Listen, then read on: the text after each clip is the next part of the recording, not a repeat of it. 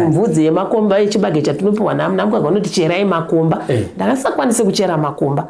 Ndakati ipo zvinhu ndakutokwanisa kana kuchera makomba kana kuita. Makurumidza ere kuda kuchera makomba? Aiwa, ndakurumidza. Fit yandanayo. Ndatonzwa kuti ndafit ndaamai pamba pavo. Ndatonzwa kuti ndafit ndaamai. Tikakupa iduri tikatitswa. Aiwa ndinotswa. Hale, tikakupa iguya. Ndinokuya. Kuratidza kuti ini chiwadi ndakanyatsoona kuti ndabva ikoko zvechokwadi ndakaenda kumusha hama dzakandiunganira kuti nemi zvafamba sei ndakati aiwa kwandakakutaurirai kuti mishonga yese iri muno ndawana kwasekuru Nyamasvisva asi iko zvinezvi right doctor ari kuti chibereko hatichabvisa nekuti chibereko hachachena dambudziko rachaita rokubuda mvura rokudini yainhuwa ichokwadi ranga riri jeri rokuti ndaitogara ndiine pedi kuita sekunge zvakasinamira zvakanaka saka ndinotenda vasekuru ndinotenda sekuru Nyamasvisva ndinovatenda upenyu uno. Schema Construction is ready to serve homeowners, carpenters, builders, contractors and businesses with quality ceiling, wall skimming and tiling. We also supply ceiling boards and accessories, cornices and centerpieces, skim light, rhino set and plaster products, tile adhesive and grout. We also provide professional ceiling design and construction services for residential and commercial properties, from stylish modern ceiling concept to expert installation and finishing. Whether you are building from scratch, renovating or upgrading your ceiling, Schema Construction is your trusted partner for quality materials, reliable workmanship and impressive results. Contact us for quotations, prices and bookings on the numbers on your screen, or visit us along Gweru Road opposite Metro Pitch behind Housestead Brothers in Gweru.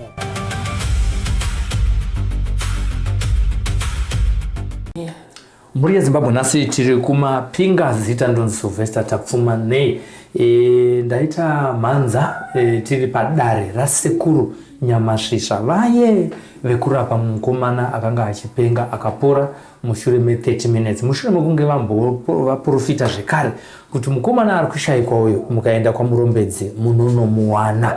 Matestimony panapa apere tine vanhu vakawanda vamwe vacho kungoti vanezenge vachiti aiwa hatisi kuda kubuda paTV asi ndiri kutenda kuti ndinagogo vari pano kuti vatitaurirewo kuti aiwa chii chavakarapwa kana kuti vakabatsirwa chii nasekuru uye zvaapapi. Ini ndinonzi Mukoma Sly kana kuti simbi yebasa ndiri kutaura nagogo ani mutaura nagogo evangelista. Munobuda nekupi mimi? Inini ndinobuda nekurafingora. Kurafingora. Chokwadi. Right, ndikunzwa kuti makubira maamuriko kaini. Ndakanga ndiriko. Maisvetuka ere pabira? Ndakanga kutogona kusvetuka. Asi zvakambere zvisina kudaro. Ndakanga ndisachagone kana kusvetuka. Right, ngatitangeni kuti iwo sekuru Nyamasvisva makavaziya sei? Sekuru Nyamasvisva kuti ndivazive inyaya yekurwara.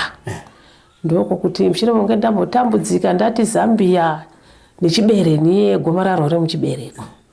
Zvakudaro vekuzambia vakati no, vana vakati no kwanya kureba. Madimboti ipo pachipatara chihombe chedu chaHarare. Shuwa ndaenda ikoko vakanotaura nawe kuti chibereko chakubviswa, kuti chaora. Ndifunga kuti zvino zvinoitwa sei. Shuwa zvinizvozvo zvakandirwadza mukati memoyo. Ndakafamba nebhegi rangu apo ranga razuva rekuti ndachakutonobviswa. Katiragaini mbonoudza munin'ina wangu kuti inda kutonobviswa chibereko ndio pachatangira marwadzo ekuti upenyu pamwe uchatopera handizive. Shuwa ndasvika pamaketi pai ndagara. Pakanga paine vakanga vabirwawo vakabatsirwa navasekuru. Vaitotaura vachiti kufara kwatiri kuita kudai vakanga vatenga zvinhu zvavo zvakawanda takanga tabirwa isusu mari yefodya. Asi takaenda kwavasekuru sekuru Nyamasvisva vasekuru vakatibatsira kuti mbavha dziwanike. Nokudaro shuwa mbavha dzakatidzorera mari yedu. Vainotaura vega vachinokurukura vachifara. Muri pedyo navo. Ndiri pedyo sezvo ndine yangu nhamo. Zvadaro shuwa zvakanzi kufara kwabva kuna sekuru Nyamasvisva. Ndovari kutsanangura kudaro. Ini ndakabva ndati niniwo ndine dambudziko. Ndaiti nai vasikana ipo pamuri kutaura kuti mimi vasekuru Nyamasvisva vanowanika kupi? Zvikanzi sekuru Nyamasvisva vanowanika pamapinga. Ndipo vanowanika. pamapinga. Takati zvechokwadi zvakanzi ndobva ndaona kuti zvakanaka. Kubva kumapinga kuye ndiye road yangu yandinoenda nayo kumusha kwangu, saka ndofana kutodzika. Ndobva ndasvika shuwa ndakadzika. Ndobva ndabvunza haushai pane munhu. Shuwa ndakasvika. Ndikutsanangura inini ndichisvika pano zvechokwadi vachinzi homwe yavasekuru. Ndaitofunga kuti pachabuda vasekuru vahombe, munhu hombe mukobvu ane maforosi nemandebvu mamwe akakura. Shuwa ndakaona mwana mudiki ari kubuda mumba ari kunzi ndiwo homwe yavasekuru. Ndakutaura chokwadi, ndikuda kupupura. Mwoyo wangu wakange kunodzoka mumashure. Ndega ndinova ndakazvibudza, asi ndakangota ndau yakare. Ndau dini? Ndau yakare. Shuwa ndakapinda mumatare navasekuru. Vasekuru vakatsanangura vakati chokwadi mabva kuzvipatara. Dambudziko ramuinaro nderegomarara remuchibereko. Ndakati hongu ndorandisvitsa pano. Nokudaro vakanditi inini ndinokwanisa kumubatsirai nemushonga wekuti mumbonozama. Ndikati zvechokwadi. Vakanditsvagira mushonga ndikaenda nawo kumba kwangu, ndikasvika ndikaita sekureva kwavakanga vaita, unodya muporiji, unodai muchidai, unodai muchidai. Ndakati ndoda kutomboona kuti zvinomira sei. Ndakashuwa mushure mevhiki mashomanana ndakatonzwa nyama dzangu dzaakudzokerera. Zvandainzwa chibereko chiye chaibuda mvura, chibereko chiye ndatonzwa kuti ndakutokwanisa kutoita mutsindo. Ndaona kuti zviri kufamba ka. Ndakutokwanisa kutoita mutsindo ndichifamba nokuti ndaita pasi pokutova kudai kuita zvokuti yavaya kunge rwaivi nokuti achidi kuti dhi. Changu chakasikana kuti mutsindo wokuti dhi. Ndanga ndapinda joki rimwe rakakura. Samuona kuti zuva rese kubuda kwaro nekuvira kwaro usiku hwaro. Nousiku hwaro rakanga riri jeri rikurwadziwa kwakanyanya. Svisva ndichisenzesa mishonga yandakapiwa navasekuru Nyamasvisva. Ndakatonyatsonzwa kuti aiwa inini kwezvinezvi ndawirirana nayo. Ndakati no, ini ndinofanira kudzokerazve. Ndobva shuwa ndakadzoka. Ndikati vasekuru inini ndiri kuona zvinenge zviri kuenderana neni. Ndiri kunzwa chenji yekuti ndatoriwo nemutsindo. Kamutsindo kadiki ka nekuti ndaita pasi pokutova enda amai kumuka kwangu uri kukumuka kuma10. Amai vangu chingozviwa kumpezi ukangosunga chibereko chingoti nhasi. Upenyu uchiratidza kuti upenyu hwangu chaiwo watodhakwa. Right. Zvadaro sekuru vakanditi alright. Ndikugadzirirai mudzokera munoshandisa zvakare. Chokwadi ndakapiwa mishonga yangu ndikasvika ndikadzokerera ndikashandisa zvakare. Ndotonzwa kuti iwa inini miri wangu chibereko changu ndatori right. Ndoga ndina wakanditarisa. Ndakatozopedzera ndaenda kumadhokta. Hama dzichiuya kwamakazoita siku. Ndikati kwasekuru Nyamasvisva kuye kwandaireva kuti inini pamusoro monge ndanzi chakunobviswa. Ndakandiwodza munin'ina ndobva ndatonzwa ikurukura nyaya yekubirwa mari yefodya. Saka Mwari wenyu akatouya nekuda kwevanhu vanga vabirwa ndobva nasekuru. Ndobva manogara panzvimbo imwe chete. Mwari anongozvigadzira zvega. Anongozvigadzira zvega zvinyatsorongeka. Zvadaro chinzwa hama dziri kutofara. Ndakati izvezvi pandakadzokera ndakasvika ndobva ndapiwa mimwe mishonga ndauya naye. Saka ndiri inini handichazama asi kuti ndakutoita nokuti zvinhu zvangu zvidzokerere nokuti kwezvinezvi ndatoona kuti aiwa ndatori munhu chibereko ndakutogona kutemba fuvhuja kuti kana muhombo wogadheni asachaita. Kuti nditi dhii pasi kudai zvanga zvisachakwanisike. Ndatori mumwe munhu dhuzi wokutotakura pawiri chero. Nokufamba chero ndasisina step nokuda kwekensa gomarara remuchibereko. Zvishoni mama nenguva yakadii muchirwara kusvika mazonzi nana chiremba vekuparire nyato choda kubviswa? Ndanga ndasvika pama7 years. 7 years. Muchirwadziwa zuva nezuva? Ndichirwadzwa zuva nezuva. Kune munhu ari kukuona izvi zvari kuti muri kunyepa matengwa nasekuru Nyamasvisva? Andina. Unoti chii? Ndinomuti endai kana mawaita hama yarwara chibereko endai kwasekuru Nyamasvisva. Endai munozvionera mega mubatsirwe sokubatsirwa kwandaikaita. Zvadaro shuwa ndakauya. Ndakati vasekuru inini ndatonzwa kuti nyama yangu chaiyo iko zvinezvi ndatori right ndasimba. asi sekuru ndinofanira kutodzokera zvekumadokta. Ndini ndikutaudza ndiri pano. Ndakati nzira yangu ndiyoyi. Ezvi ndabva pano ndichikuudza kuti zvine zvisekuru ndakawirirana nemishonga yamakandipa. Asi ndinofanira kudzokera kumadokta kuti vanonditarisazve. Chokwadi ndakadzokera pareri nyatwa. Nditaurei. Ndadzokera pareri nyatwa zvishuwa. Vakati gogo, vakatanga kuona step yekuratidza kuti munhu akatakura bhegi rake nekuti ndaitova pasi kwandiri kuira ndaitongerwa ivhi kudai ndichisvika manesi ese akanyatsoti naimigogo ndikati aiwa chiremba ndauya kuti muzonditarisa gomararo remuchibereko ri zvikanzi sei madaro ndikati aiwa ndoda kuti munditarise kuita kuti kana chichibviswa chibereko kunenge wane simba kana chichibviswa chibereko chibviswe zvacho. Zvikanzi alright gogo zvakanaka shuwa madoctors akanditarisa vari mukati mokunditarisa vakanditi naimi gogo kunokanoshandisa chii kukuma kanoshandisa chiini ndakati aiwa ini ndakaenda kwasekuru Nyamasvisva kubva musoya paya ndati ndagenbonodza munin'ina asi ndiri pambari pamaketi panokwirirwa mabhazi kune vakanga vatobirwawo ndo vakaziita kuti ndikwanise kusvika kupi vachitofara ndikusvike kwasekuru Nyamasvisva. Shuwa ndakasvika ndakapuwa matreatments angu 2 mishonga yangu yandakanoshandisa yekudya porridge kudii. Madhokta akati gogo regai tinyatsotarisa ndikutarisa nzi gogo zvachachena chachena zvikanzi ndakati inini zvakutondiratidza kuti tichachena nekuti ndiri kutonzwa ndanosimba rekuti kana kuchera makomba efuvhudza ndakutokwanisa kumachera saka tinochera kumusha tinochera magudhu pfumvudzi yemakomba echibage chatinopiwa namunamukaka unoticherai makomba ndakasakwanise kuchera makomba ndakati kwezvi ndakutokwanisa kana kuchera makomba kana kuita makurumidza ere kuda kuchera makomba aiwa ndakukurumidza fiti yandanayo ndatonzwa kuti ndafiti ndaamai pamba pavo ndakutonzwa kuti ndafiti ndaamai tikakupa iduri tikatitswa aiwa ndinotswa ndinokuya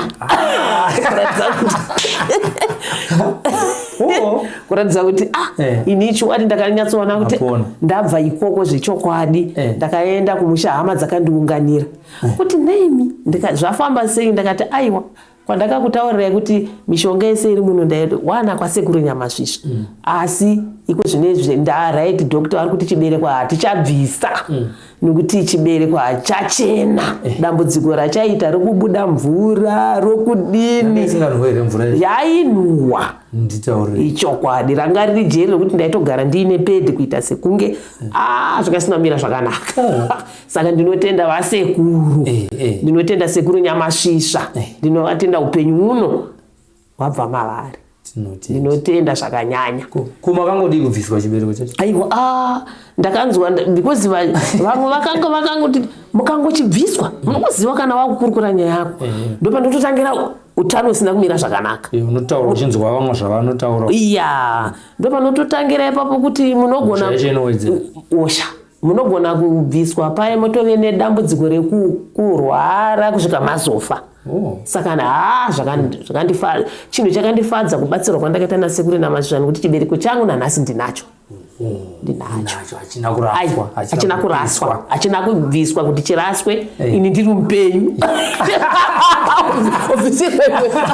wabviswa chapiswa uwodzi chiri kupiswa iwo uri mupenyu munhu akadai manga kuri kuti muchiri mhandara muchiri musikana muchiri kushanda muchiri kuita maimuitirei munhu akafana sekuru Nyamasvisva sekuru Nyamasvisva ndofunga kuti ndaivatira zvinhu zvihombe kana dzimombe chaidzo ndaivapa asi kuti mombe dzakatombopera ndichiedza kubatsirwa nevamwe kusina chakandidini kuzambia kutengesa mombe kuenda kuzambia kaka mama zondiudza nyaya ndandakuikanga kuzambia chakakuita kuti muende kuzambia chii imimi muno mutine zvipatara aiwa unongonzi ikoko ndiko chaiko amunzwa kuti ndokwandakatanga zvikanzi plus ikoko kwakachipa vanobatsira kudarika muno madoctors eko anobatsira kudarika muno munonzwa zvinhu izvozvo ukapinda mubhazi udoma kuzambia unzi ndiko chaiko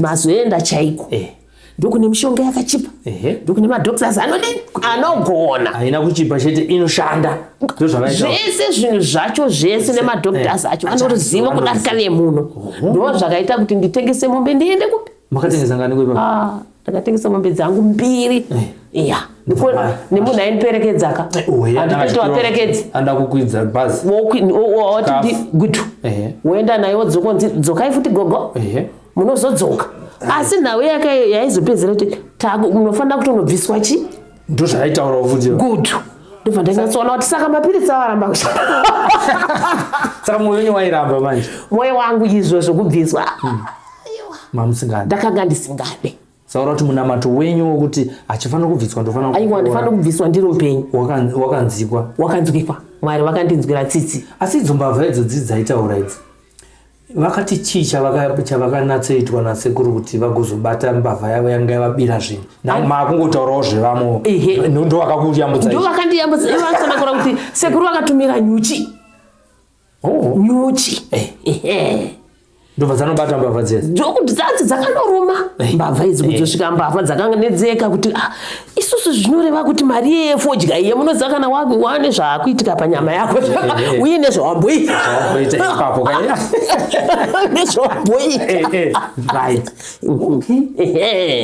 vanonzi vasekuru vakatumira nyuchi ndobva vanhu vazoreurura vega ndobva vaya kuzoreurura vega saka zvakazoita kuti mari yefodya yavanga vatora idini idzoke nekuti vanga vakurumwa nenyuchi vasekuranzi vanga vatotumira nyuchi vanhu vachitotaura vari pamingirikina apa pamaketi pano ndo pandakazoita kuti inini ndikusvike pasekuru pano mukabva marinzwa guva ravo raine rakatondibatsira aita kuti munzwe kaini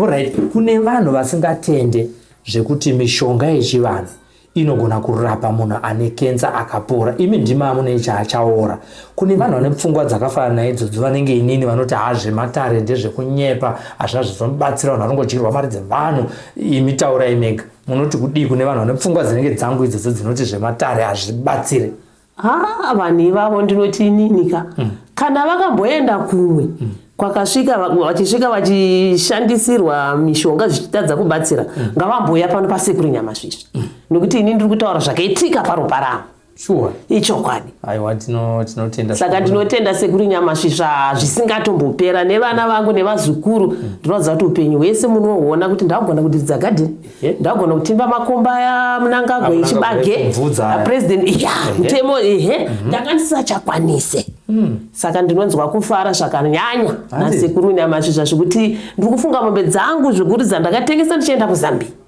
kuchipatara asi hapana chakabuda ndikutofunga kuti dai mombe dzangu dzinoita zvaunda pasekuru kana kuti ndo vane utano hwandiri kutsanangura nhasi saka inini anhasi ndinonzwa kufara kwakanyanya ndinonzwa kutenda sekuru venyu rakasekuru vangu inini aiwa ini ndisekuru vangu yemeni ndevedu tese tinotenda kuti mutaure netestimony yenyu mushande kupizva inini kana kuti kwamunogara upenyu mazuva ese upenyu hwangu hwandinogara mazuva ese ndogara kurafingora saka vanhu vari murafingora nyaya iyi manext door yenyu vanozviziva kuti mainanaira imi ndaita kufamba kunge rwaivhi kuita zvekupasi pokutova kudai aiwa ndinotenda nekuti vanhu vanofungudzwa kuti aiwa makagara munguri mutano zvenyu asi hamene zvamaitwa nasekuru kuti mutaure manyepo aiwa kana vakadaro vakatorasika ende vari kutosara izvozvi ndofunga kuti kubira kwavo shuwa ndichitsanangura izvozvo ndofunga ndatori nevamwe vari kundifonera vachiri kumhiri kunonzi kumakonde vari kufona izvezvi tipei nhamba dzasekuru ichokwadi aiwa ndinotenda maita basa zvikuru kutaura nesu pano munhu kubuda pachena haungabude munhu wechikuru anenge imimi muchitaura mashoko ekunyepa aiwa ndinokutendai nekubvuma kwamaita kuti mutaurewo neni chete ndo zvandiri kukubvumirai asi sekuru ndevenyu ichokwadi sekuru waNyamasvisva tinofara nekutenda muri yeZimbabwe ndivo amai vandanga ndichitaura navo vanga vane makore akawanda vachirwara negomarara rekensa 7 years. muchibereko 7 years. Vakaenda kuZambia vakawesta mari vakadyirwa pfuma vakatengesa mombe asi hazvina kubuda, asi vakazomboenda futi zvekare kuHarare nekuda kwechibereko ichocho. Asi Mwari wavo akazoita kuti asangane nevanhu vakanga vabirwa zvinhu zvavo vabatirwa vabayirwa mari yefodya.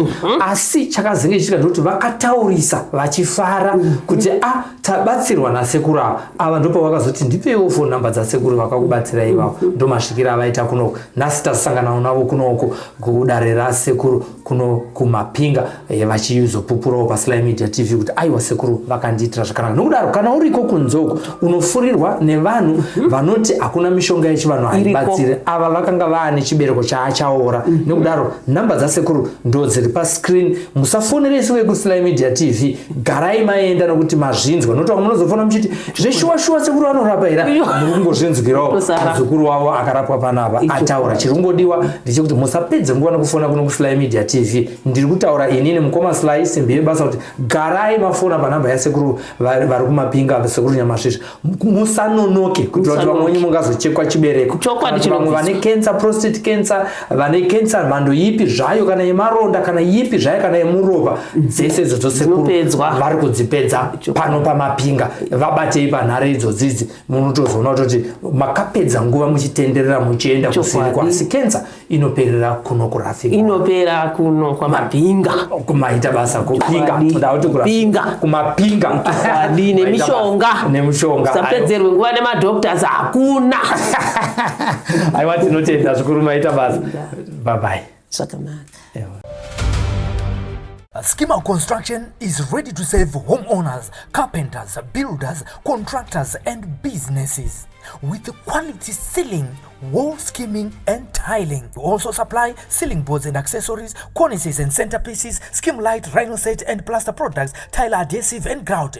We also provide professional ceiling design and construction services for residential and commercial properties, from stylish modern ceiling concept to expert installation and finishing. Whether you are building from scratch, renovating or upgrading your ceiling, Schema Construction is your trusted partner for quality materials, reliable workmanship and impressive results. Contact us for quotations, prices and bookings on the numbers on your screen, or visit us along Gweru Road opposite Metro Pitch behind Housestead Brothers in Gweru.